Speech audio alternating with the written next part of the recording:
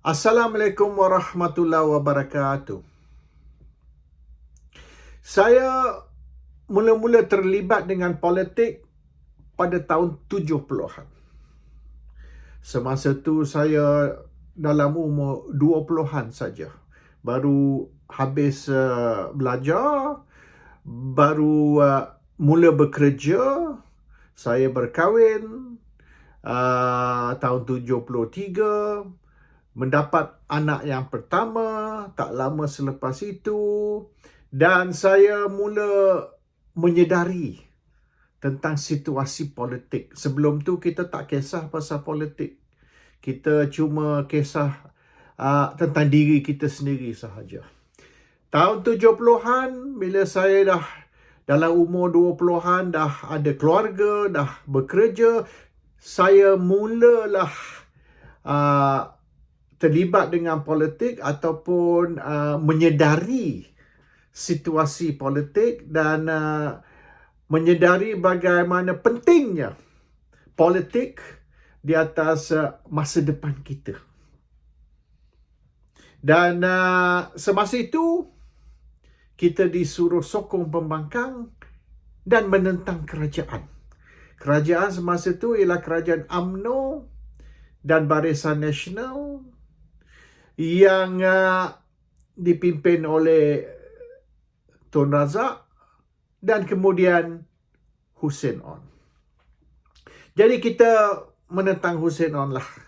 Masa saya mula-mula, yang orang lebih tua mungkin semasa Tengku Rahman lagi, mereka sudah tentang kerajaan, atau masa Tun Razak. Tapi saya mula menentang kerajaan semasa zaman Hussein On. Dan ini kerana kita diberitahu yang kerajaan ni kerajaan gagal, kerajaan korup, pemimpin-pemimpin mereka salah guna kuasa, terlibat di dalam rasuah, mereka nak kayakan diri mereka sendiri, mereka tak kisah kepada rakyat, rakyat menderita, rakyat susah, orang di atas tu kaya raya. Ini cerita tahun 70-an. 50 tahun dulu punya cerita. Half a century.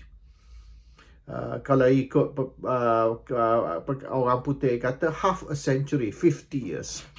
Jadi kita pun terikut. We are influenced by the opposition punya propaganda, kalau kita nak katalah, iaitu kerajaan tak guna, kita perlu singkir kerajaan, tukar kerajaan, jatuhkan kerajaan dan ganti kerajaan dengan pembangkang. Tahun 70-an. Tahun 80-an, UMNO pecah dua.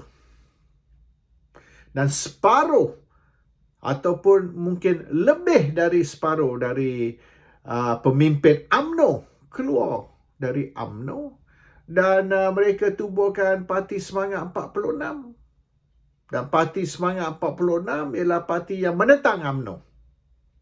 Dan kita di dalam pembangkang disuruh sokong Semangat 46. Oleh kerana matlamat Semangat 46 ialah untuk menjatuhkan kerajaan, untuk menyingkirkan Perdana Menteri. Jadi kita disuruh sokong Semangat 46 supaya kerajaan boleh dijatuhkan dan diganti dengan pembangkang.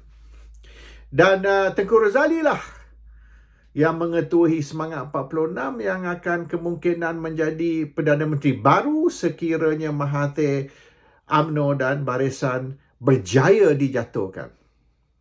Tapi bukankah Tengku Razali ini sebahagian dari kerajaan yang dikatakan kerajaan gagal, kerajaan korup, pemimpin yang rasuah, pemimpin yang salah guna kuasa, pemimpin yang kaya raya semasa rakyat menderita? Bukankah ini orang yang sama, golongan yang sama? Ya, tapi sekarang mereka sudah menentang kerajaan. Jadi kita sokong mereka kerana mereka menentang kerajaan. Jadi kita pun sokong Semangat 46. Saya ingat lagi tahun 80-an saya pakai badge Semangat 46. Saya pergi sini, pergi situ dengan badge Semangat 46 di dada saya. I am a Semangat 46 supporter and proud of it. And I put a badge on my collar to show my support for Semangat 46. Okey, kita ikut perintah. Kita ikut desakan pemimpin-pemimpin pembangkang bahawasanya Semangat 46 walaupun bekas pemimpin UMNO, walaupun bekas pemimpin dari kerajaan yang kononnya korup, gagal, yang salah guna kuasa, yang rasuah, hari ini bersama kita di dalam pembangkang untuk menjatuhkan kerajaan yang mereka juga menyertai dahulu. Tak lama kemudian, mereka tutup Semangat 46 dan mereka kembali ke UMNO. Semua kembali ke UMNO kecuali beberapa kerat orang sahaja, boleh katakan majoriti 90% lebih balik ke UMNO. Jadi, kita tidak lagi sokong Semangat 46, kita kembali menjadi pembangkang. Dan, tak lama kemudian, pecah dua sekali lagi UMNO, Anwar Ibrahim pula keluar. Dan Anwar Ibrahim buka parti baru, Parti Keadilan, dan parti ini juga macam Semangat 46 dululah, parti ini juga menentang kerajaan. Kerajaan yang dikatakan kerajaan gagal, kerajaan yang korup, kerajaan yang salah guna kuasa, kerajaan yang rasuah, kerajaan di mana pemimpin mereka kaya raya dan rakyat menderita. Kita sekarang menentang kerajaan itu, dan yang bersama kita di dalam pembangkang ialah bekas pemimpin kerajaan yang dulu kita kata macam-macam, hari ini menjadi rakan. Bukan lagi lawan, tetapi rakan seperjuangan. Tapi bukankah Anwar dulu memimpin beberapa kementerian belia, kementerian pendidikan, sebelum tu pertanian, dan akhir sekali kementerian kewangan. Dan bukankah kita kata Anwar gagal? Semua kementerian mulai dari sebelum bila dia mula-mula masuk kerajaan tahun 82, Menteri Belia, Menteri Pertanian, Menteri Pendidikan, Menteri Kewangan, kita kata dia gagal. Semua kementerian yang Anwar menyertai, termasuk mula-mula belia sebagai timbalan menteri, Anwar telah gagal, Anwar fail. Semua dasar dia tak pakai, semua dasar dia gagal, tak guna. Dan Anwar rasuah. Anwar ni mengamalkan cronyism. Ramai kawan-kawan dia jadi kaya raya. Yang dulu mereka papa ke dana, mereka miskin, hari ni jadi milioner. Oleh kerana mereka kroni Anwar. Jadi Anwar ni tak beza dengan Mahathir, tak beza dengan Daim, tak beza dengan ramai pemimpin UMNO, pemimpin Barisan Nasional yang salah guna kuasa, yang rasuah, yang curi duit rakyat. Tapi hari ini Anwar tidak lagi dalam UMNO, tidak lagi dalam Barisan Nasional. Anwar hari ini duduk di pembangkang, jadi kita sokong. Dan bukan saja kita sokong Anwar dan parti baru dia, Parti Keadilan, kita juga sokong DAP. Kerana DAP sokong Anwar. Oleh kerana DAP sokong Anwar, kita sokong Anwar, maka kita juga sokong DAP dan juga masa tu Parti Rakyat. Jadi dulu musuh, hari ini kita berkawan. Walaupun mereka dulu DAP musuh Islam, musuh Melayu, hari ini mereka kawan dengan Islam, kawan dengan Melayu. Anwar dulu bapa rasuah, menteri yang gagal, semua kementerian dia semua gagal, dasar-dasar semua tak pakai. A failed minister, a failed leader, all his ministries all kaput. Pendidikan hancur, kewangan hancur, pertanian hancur oleh kerana Anwar. Tapi hari ini Anwar bukan lagi menteri, bukan lagi dalam kerajaan. Anwar menentang kerajaan, maka kita sokong dia. Jadi kita pun ramai-ramai sokong keluar protes reformasi, kena tangkap, kena pukul, kena tear gas. Berapa kali kena tear gas, pukul pun kena. Saya kena pukul depan isteri saya, kena tumbuk dalam police station. Jadi itu yang kita boleh katakan kita mengorbankan macam-macam. Termasuk bisnes kita semua dilingkup oleh kerana kita menentang kerajaan. Saya dibankruptkan kerana menentang kerajaan. Jadi ramai dari kita menerima bala kerana menentang kerajaan. Dan kita menyokong orang yang dulu dikatakan rasuah, salah guna kuasa untuk menjadi Perdana Menteri. Sekarang ni, sekali lagi, kita disuruh menyokong pembangkang dan menentang kerajaan. Tapi bukan ke kerajaan yang kita ada sekarang ni, bukan lagi kerajaan Barisan Nasional. Tapi apabila UMNO membuat gabungan dengan pembangkang dan menubuhkan satu kerajaan baru, kita disuruh sokong. Kita pun sokong. Jadi kerajaan Perikatan Nasional ni ialah kerajaan baru dan akan mengganti kerajaan yang lama. Kerajaan lama ni ialah kerajaan Pakatan Harapan. Tapi kerajaan Pakatan Harapan bukan ke bekasnya. Ramai dari pemimpin-pemimpin Pakatan Harapan juga bekas pemimpin barisan. Bekas pemimpin UMNO. Hari itu kita kata kita kena singkir kerajaan ni oleh kerana kerajaan ni salah guna kuasa, kerajaan ni gagal, fail government. Kita kata Malaysia ni fail state. Oleh kerana pemimpin-pemimpin UMNO dan Barisan Nasional. Kemudian, bila mereka keluar, mereka tubuhkan parti baru dan mereka bersama dengan Pakatan Harapan, kita disuruh sokong pula. Jadi pengundi-pengundi sokong Pakatan Harapan. Pakatan Harapan menang pilihan raya. Dan Pakatan Harapan tubuh kerajaan baru. Tetapi pemimpin-pemimpin di dalam Pakatan Harapan ni ialah pemimpin yang kita disuruh tentang. Kita disuruh singkir. Kerana mereka rasuah, mereka salah guna kuasa, mereka kaya raya, rakyat menderita, macam-macam.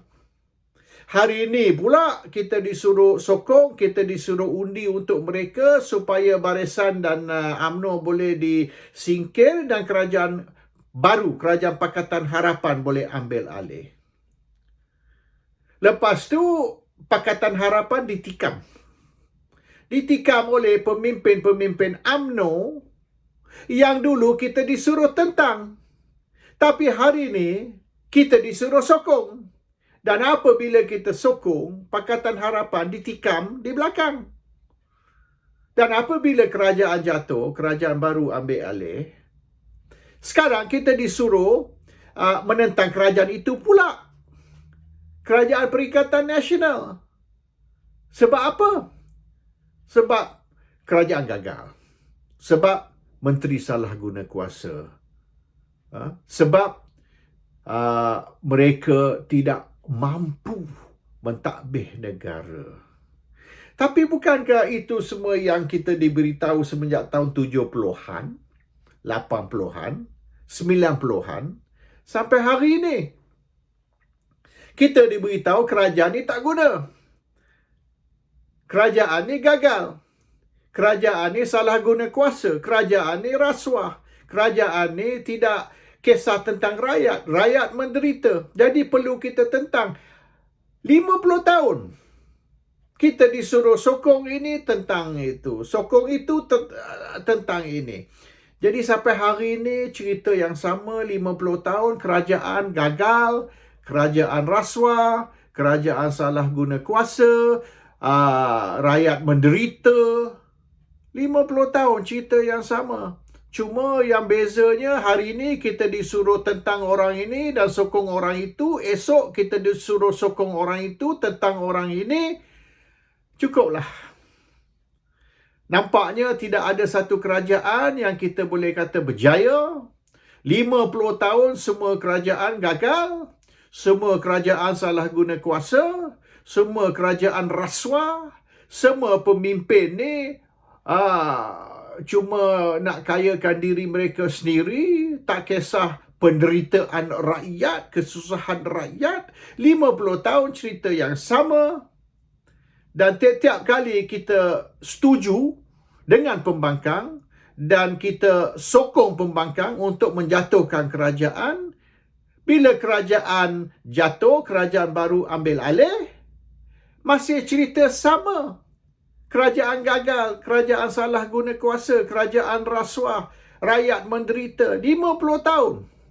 Tukarlah berapa kali Perdana Menteri sekalipun, tukarlah berapa kerajaan sekalipun, the story is still the same. Dan hari itu dikata macam-macam tentang orang ini. Hari ini pula kita disuruh sokong. Orang yang kita kata rasuah, kita disuruh sokong. Orang yang dikata salah guna kuasa, kita disuruh sokong. Orang yang kata menyebabkan rakyat menderita, hari ini kita disuruh sokong. Dan apabila kita sudah sokong dan mereka jadi pemimpin, mereka jadi kerajaan, kita disuruh tentang pula dan sokong orang lain. Orang lain yang dulu kita sudah kata tak guna. Hari ini pula kita disuruh sokong untuk menjadi Perdana Menteri baru. Very confusing. The best thing is, kita just kekalkan kerajaan yang ada. Tunggulah pilihan raya tahun 2023, pertengahan tahun 2023, pilihan raya yang ke-15. Dan biarlah rakyat fikir sendiri kerajaan mana yang rakyat nak. Habis cerita.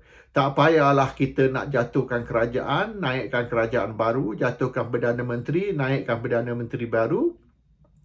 Dan esok kita condemn yang Perdana Menteri dan kerajaan yang baru. Assalamualaikum warahmatullahi wabarakatuh.